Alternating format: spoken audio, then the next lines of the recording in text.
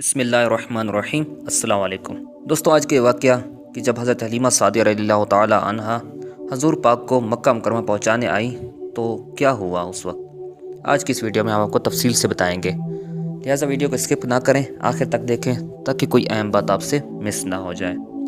حلیمہ سعدیہ رضی اللہ تعالی عنہا فرماتی ہیں، میں پریشانی کی حالت میں مکہ پہنچی۔ آپ کے دادا عبدالمطلب کے پاس پہنچتے ہی میں نے کہا، میں آج رات محمد صلی اللہ علیہ وسلم کو لے کر آ رہی تھی۔ جب میں بالائی علاقے میں پہنچی تو وہ اچانک کہیں گم ہو گئے۔ اب خدا کی قسم میں نہیں جانتی وہ کہاں ہیں۔ عبدالمطلب یہ سن کر فوراً کعبے کے پاس کھڑے ہو گئے۔ انہوں نے آپ کے مل جانے کے لیے دعا کی، پھر آپ کی تلاش میں روانہ ہوئے۔ ان کے ساتھ ورقہ بن نفل بھی تھے۔ غرض دونوں تلاش کرتے کرتے تہامہ کی وادی میں پہنچے۔ ایک درخت کے نیچے انہیں ایک لڑکا کھڑا نظر آیا۔ اس درخت کی شاخیں بہت گھنی تھی۔ عبدالمطلب نے پوچھا، لڑکے تم کون ہو؟ حضور صلی اللہ علیہ وسلم چونکے، اس وقت تک قد نکال چکے تھے، اس لیے عبدالمطلب پہچان نہ سکے۔ آپ کا قد تیزی سے بڑھ رہا تھا۔ جواب میں آپ صلی اللہ علیہ وسلم نے فرمایا، میں محمد بن عبداللہ بن عبدالمطلب ہوں۔ یہ سن کر عبدالمطلب بولے، تم پر میری جان قربان، میں ہی تمہارا دادا عبدالمطلب ہوں۔ پھر انہوں نے آپ کو اٹھا کر سینے سے لگایا اور رونے لگے۔ آپ کو گھوڑے پر اپنے آگے بٹھایا اور مکہ کی طرف چلے۔ گھر آ کر انہوں نے بکریاں اور گائیں ذبح کیں اور مکے والوں کی دعوت کی۔ آپ کے مل جانے کے بعد حضرت حلیمہ سعدیہ رضی اللہ تعالی عنہا حضرت آمنہ رضی اللہ تعالیٰ عنہ کے پاس آئیں تو انہوں نے پوچھا، حلیمہ اب آپ بچے کو کیوں لے آئیں؟ آپ کی تو خواہش تھی کہ یہ ابھی آپ کے پاس اور رہیں۔ انہوں نے جواب دیا، یہ اب بڑے ہو گئے ہیں اور اللہ کی قسم میں اپنی ذمہ داری پوری کر چکی ہوں۔ میں خوف محسوس کرتی ہوں کہیں انہیں کوئی حادثہ نہ پیش آ جائے، لہٰذا انہیں آپ کے سپرد کرتی ہوں۔ حضرت آمنہ رضی اللہ تعالیٰ عنہ کو یہ جواب سن کر حیرت ہوئی، بولی، مجھے سچ سچ بتاؤ ماجرا کیا ہے؟ تب انہوں نے سارا حال کہہ سنایا۔ حلیمہ سعدیہ رضی اللہ تعالیٰ عنہ نے دراصل کئی عجیب و غریب واقعات دیکھے تھے۔ ان واقعات کی وجہ سے وہ بہت پریشان ہو گئی تھیں۔ پھر سینہ مبارک چاک کیے جانے والا واقعہ پیش آیا تو وہ آپ کو فوری طور پر واپس کرنے پر مجبور ہوئیں۔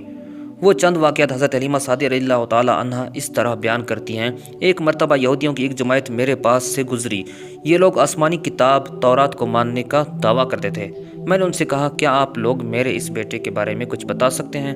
ساتھ ہی میں نے حضور اکرم صلی اللہ علیہ وسلم کی پیدائش کے بارے میں انہیں تفصیلات سنائی۔ یہودی تفصیلات سن کر آپس میں کہنے لگے، اس بچے کو قتل کر دینا چاہیے۔ یہ کہہ کر انہوں نے پوچھا، کیا یہ بچہ یتیم ہے؟ تو میں نے ان کی بات سن لی تھی کہ وہ ان کو قتل کرنے کا ارادہ کر رہے ہیں، سو میں نے جلدی سے اپنے شوہر کی طرف اشارہ کرتے ہوئے کہا، نہیں، یہ رہے اس بچے کے باپ۔ تب انہوں نے کہا، اگر یہ بچہ یتیم ہوتا تو ہم ضرور اسے قتل کر دیتے۔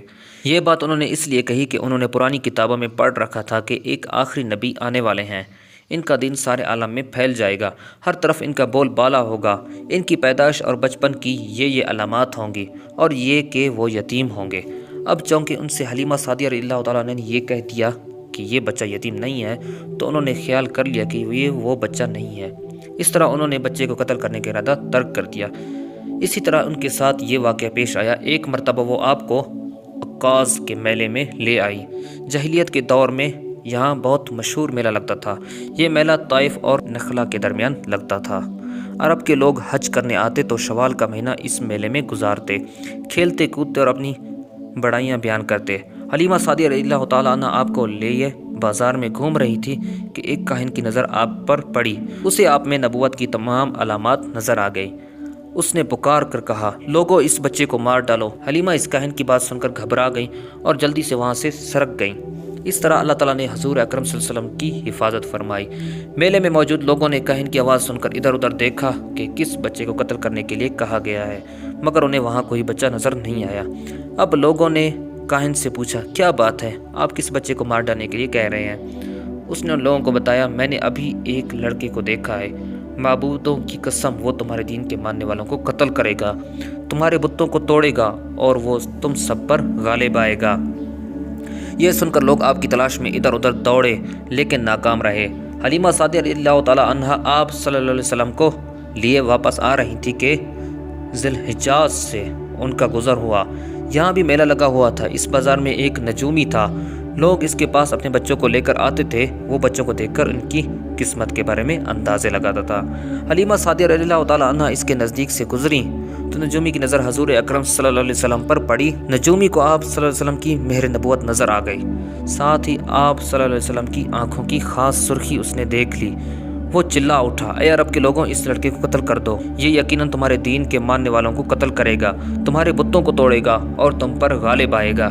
یہ کہتے ہوئے وہ آپ کی طرف جھپٹا، لیکن اسی وقت وہ پاگل ہو گیا اور اسی پاگل پن میں مر گیا۔